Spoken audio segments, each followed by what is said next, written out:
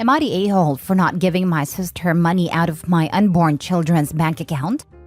I'm 28 female, have been married to my husband 29 male for 7 years. We were high school sweethearts and tied a knot as soon as we felt it was right in our adulthood.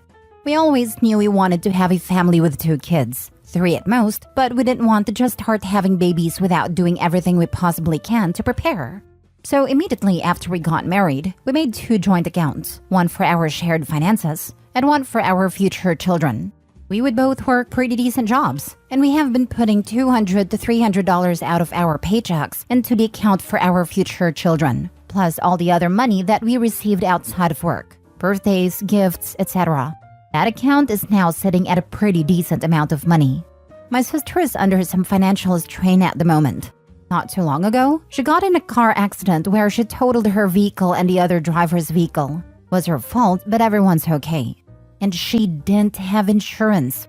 Now it is basically impossible for her to get affordable insurance, and she is paying out of pocket for the damages to the other party's vehicle/medical bills. My parents called me yesterday and asked me to come and see them, so I did. When I arrived, they sat me down and proceeded to ask me if I could give my sister $10,000 out of the account for my future children. Without hesitation, I said no, and they called me inconsiderate and a bad sister. I explained to them that my husband and I have been saving that money for the last 7 years to prepare for our future family, and that is just not a decision I can make. That my sister is facing the consequences of her own actions, and I shouldn't have to put up money that I have been saving for mistakes she made. They aren't seeming to see it from my point of view, and clearly not seeing how ridiculous of a request that is. They said it won't hurt since I don't plan on getting pregnant anytime soon, and that they will work up a way to pay us back. But I stood firm in my decision, and I told them that my sister made her bed by driving irresponsibly, and now she has to lie in it. So am I the a-hole? Now for the top comments before reading the update. Tell your parents that she's their kid, and the money is for your kids. They even know about the account and how much you have in there? It's not anyone's business what you do with your finances, except for you and your husband. Yes, stop telling people how much money you have. It's not their business. After reading Reddit for 2 years, I can't believe how many people blab their personal finances to their family. All that does is bring out the moochers. Zip it. Just tell your parents you talked to your sister and you guys worked things out. This does 2 things. Kills their current request for money and puts them on notice that you two have no problem talking about money issues, which heads off any further asks for money. I actually really love this idea. Edit/update. Thank you for all the kind comments and helping me see things from all perspectives. I'm editing this because I have recently been in contact with my sister about this, and she had no clue that my parents were going to ask me for such a large amount of money, let alone any money at all. She said that she asked them for assistance, about $500, but she's paid off majority of the costs of the damages. It only needs about $3,000 until the damages are completely paid off. She's also said she's not worried about getting a new car right now because her boyfriend's mother is letting her use her old one that is not being used otherwise. She also said she has never asked them for assistance on this specific matter anytime before the other day. So that leaves me puzzled as to why they need 10 grand if my sister owes a little under 3 grand for the damages, and if they were even going to use the money to help my sister in the first place. My sister reiterated to me that she would never ask for that kind of money, especially knowing how expensive children are. She has one of her own. So that poses another question. Do I confront my parents about lying to me? Update 2. Sorry for the wait. I spoke with my husband and we decided not to confront my parents. That whatever financial burden they're dealing with is not our business, nor do we care. We won't be giving out any money from any of our accounts. I believe my sister will confront our parents for using her in their lie. If that happens, I will update again. Also, my sister and I are not estranged, but we don't talk much because our relationship has no depth, because we've never had anything in common. Music tastes, style, boys, etc. I've never been able to relate to her and vice versa. I love her dearly though. I call her to check on my nephew periodically, but she lives 45 minutes away, so I don't visit often and vice versa. There were a lot of comments about sharing my finances with my parents. I was 21 when I discussed this with them, just thinking I was harmlessly informing my parents about my plans for their future grandchildren. I agree with all of you when you say I shouldn't have done that. I know this topic will come around again, and I plan on ignoring it. Again, I would like to thank you all for your input in my dilemma. It was greatly appreciated. Next story. Am I the a-hole for not giving my sister her share of the college fund? Plus update. Original post. A little backstory. We came from an extremely sexist family. For example, my brother got a car, 75% of our parents' estate, a big farm, lands, and all the machinery for it, and they paid for his college.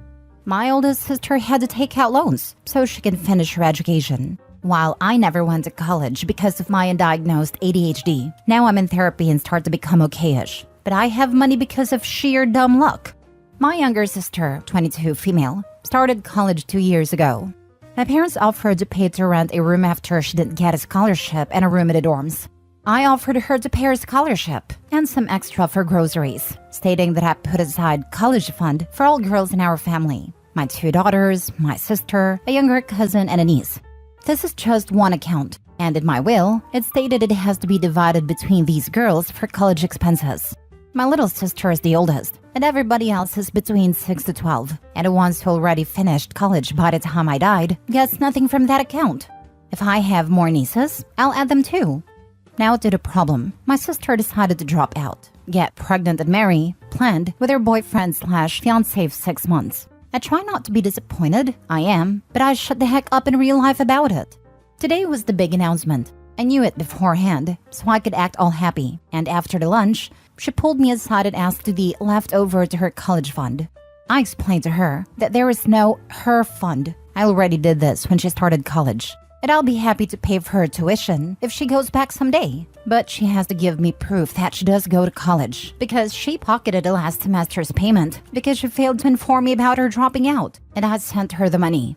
She freaked out because she counted on that money for a down payment for a 3-bedroom apartment, co-owning with her fiancé, but I stood firm in my decision.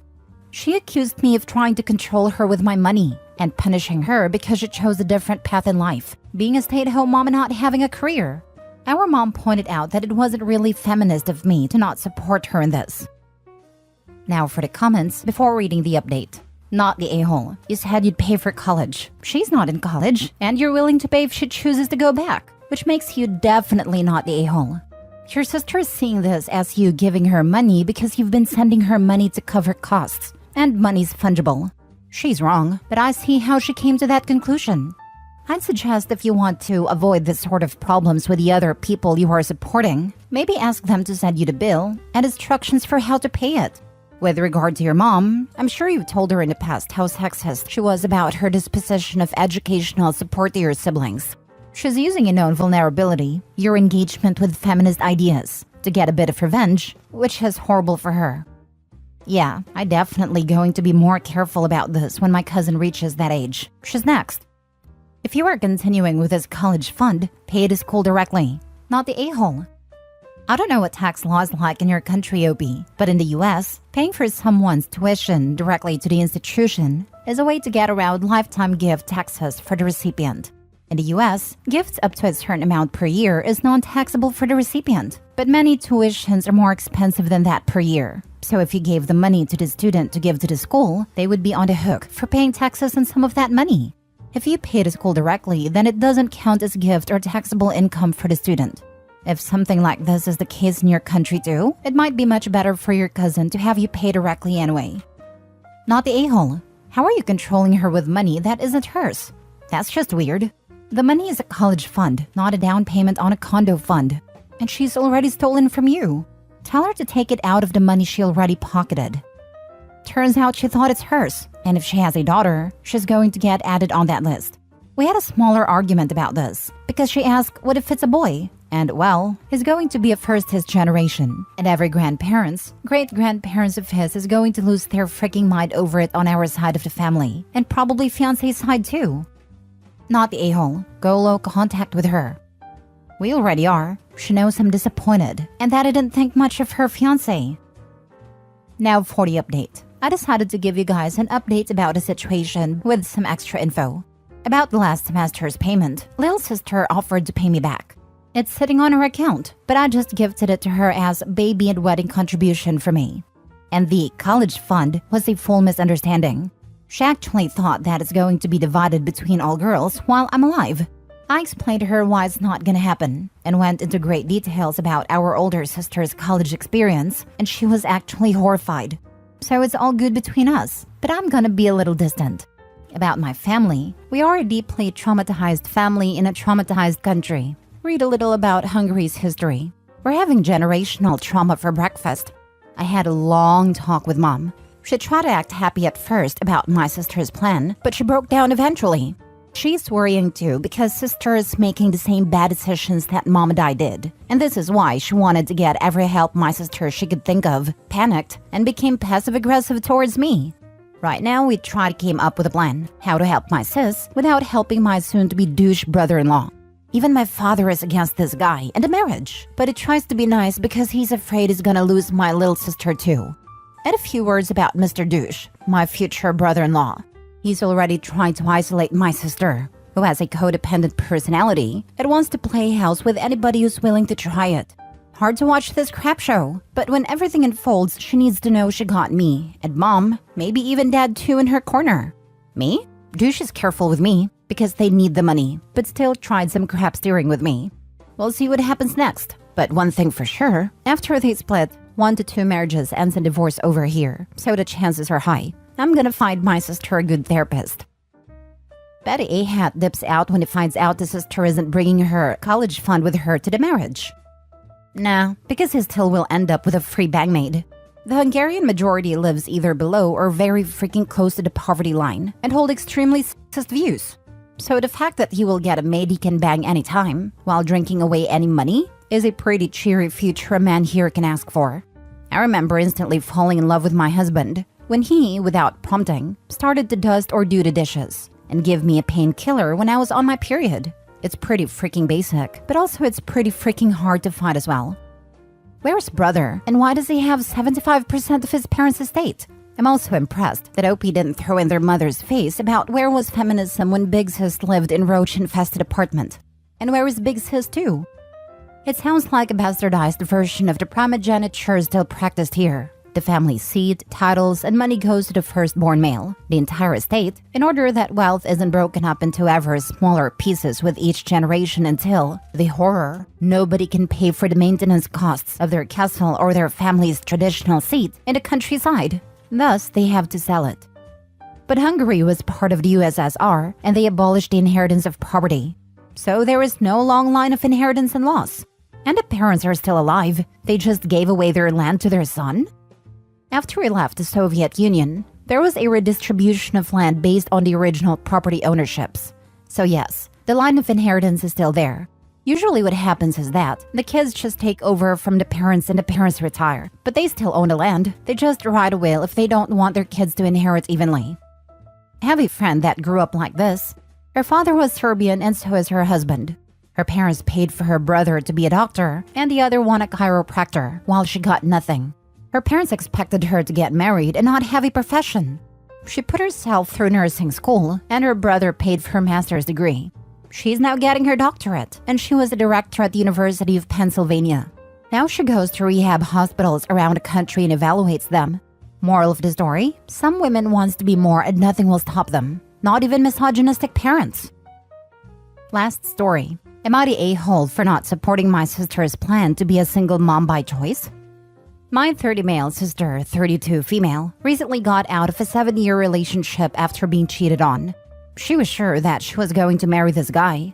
She's wanted to be a mom for a while, but was waiting to be married. A couple nights ago, she came over to my house and had dinner with my family. After the kids went to bed, she told me and my wife about her plan to have a kid via sperm donor. I think she thought I was going to be happy for her, but I was not. I told her I can't believe that after growing up without a father in the household because our dad died when we were very young, she would purposely put kids in that situation. It seems incredibly selfish.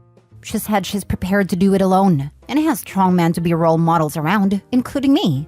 I told her not to rely on me as a major role model, as my wife and I are strongly considering moving abroad before our kids start school. My wife is an EU citizen, and we may move to be closer to her family in Europe. Suffice to say, the rest of the conversation didn't go well. She stormed out, and yesterday was texting me how disappointed in me she was. I basically told her sorry if I was harsh, but I 100% believe everything I said. I just can't imagine purposely bringing a kid into a disadvantaged situation like that just because she's not sure if she'll ever find a partner again. You can disagree all you want and you shouldn't be forced into a father figure. But if you think that a child has a better life just because it has two parents, that's just crazy. My parents divorced when I was 2 years old, and my mother was my primary provider and she raised me without my father. And I have an amazing life, and I'm an amazing person because of my mother, and I grew up without a male figure around. My first male figure came into my life when I was 11 years old in the form of my stepdad. Don't put down single mothers because you don't believe in it or grew up in a tough way. But it is a lot easier with two involved parents versus one. The key is both need to be involved. Sure, I was raised by a single mother for years, and it's rough. We were fine, sister and I mostly, but really hard on my mom. I have a friend who married a POS, had 2 kids with him and then divorced. She is a fantastic mom, and her kids are far better off without their father in their lives, but she has it hard. There was no downtime when you are a single parent. Everything starts and stops with you, and it can be really exhausting and relentless. When you have a dependable, involved partner, you can beg off when you need to. Whether it's because you had a tough day at work, are tired, or not feeling it, whatever. You can also divide and conquer. One parent handles school drop-offs, one parent handles appointments, one parent buys clothing, one parent takes care of lunches. You alternate who stays home with a sick child, etc. When you're a single parent, you do all of it all the time, and it is not easy.